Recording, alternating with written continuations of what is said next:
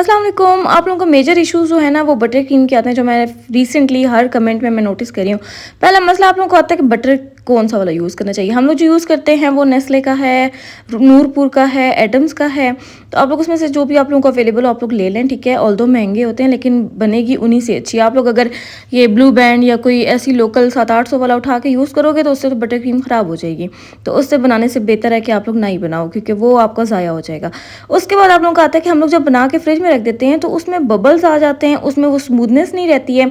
तो वो स्मूथनेस कैसे रहेगी जब उसके अंदर की हर चीज़ जो है वो हार्ड हो चुकी है।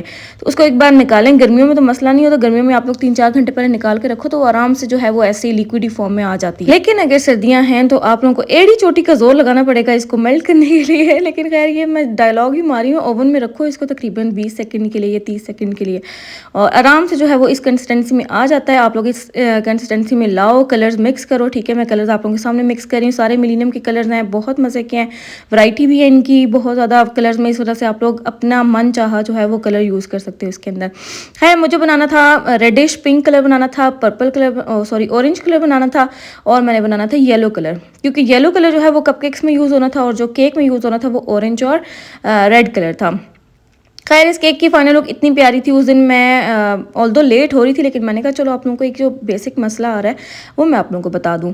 तो खैर मेरी जो रेसिपी थी वो मेरी एरमाइन बटर क्रीम की है, जो गर्मियों में भी स्टेबल है, क्योंकि अक्सर बेकर्स कहती हैं हम गर्मियों में जो है वो बटर क्रीम का काम लेते ही नहीं है। लेकिन मेरी गर्मियाँ भी बहुत आराम से गुजर गई हैं और अब मेरी सर्दियाँ तो वैसे भी आराम से गुजर रही हैं।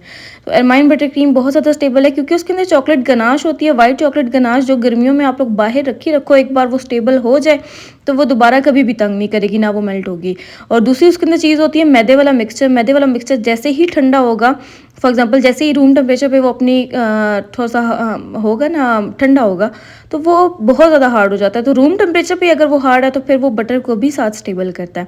तो इस वजह से एरमाइन बटर क्रीम मैं शुरू से यूज़ करी। मैंने पहली ट्राई ही यही की थी और अभी स्टिल मैं यही यूज़ कर रही हूँ, क्योंकि ना तो इसमें आपको मीठा फील होता है, आप मीठा अपनी मर्ज़ी का बीच में डाल सकते हो। इवन कि मैंने जो रेसिपी में होता है ना, एरमाइन बटर क्रीम की जो रेसिपी में मीठा बताते हैं वो ज़्यादा बताते हैं, मैंने उसको अपने हिसाब से कम कर दिया है, अच्छा खासा कम कर दिया है। मीन्स कि आप ये समझ सकते हो मैंने उसको 40% उसका मीठा कम कर दिया है और रेसिपी में कोई फ़र्क नहीं आया।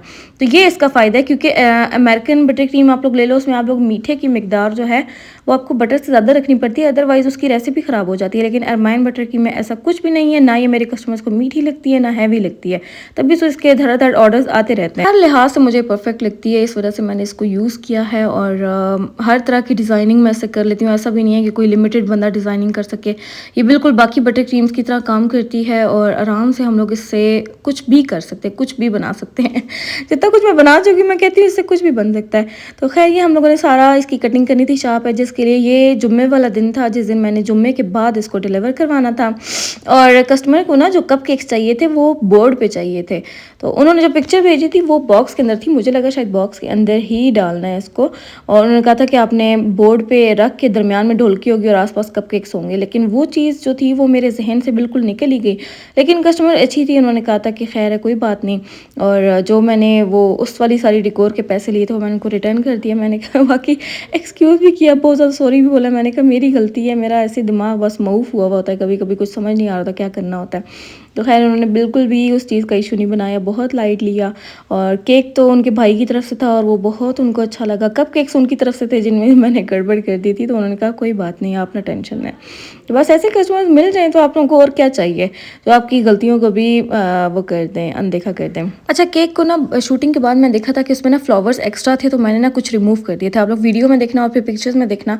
तो अब जो था उसकी लुक मुझे ज़्यादा अच्छी लग रही थी, क्योंकि मैंने बहुत ज़्यादा एक्स्ट्रा फ्लावर्स लगा दिए थे उसकी साइड्स पे, तो वो मैंने रिमूव किए। तो उसके बाद बहुत प्यारा लग रहा था केक। और ये इसके बाद ये वाला केक था, ये तो आप लोगों को पता है रोज़ ही जा रहा होता है ऐसा कोई ना कोई केक, हमेशा रोजेज़ वाला। ये क्योंकि रखता है इतना प्यारा है तो कस्टमर्स जो हैं वो उनका दिल नहीं भर रहा इससे। उस बाद ये हार्ट्स वाला केक है, ये आई थिंक सो मैंने सेकेंड टाइम बनाया था, और ये भी मेरा ही सैम्पल कस्टमर ने भेजा था। उन्होंने कहा था कि मुझे सेम टू सेम ऐसा चाहिए। उस बाद ये वाला केक था, ये एक इंटरनेट की ही पिक्चर थी, उसको मैंने कॉपी करना था।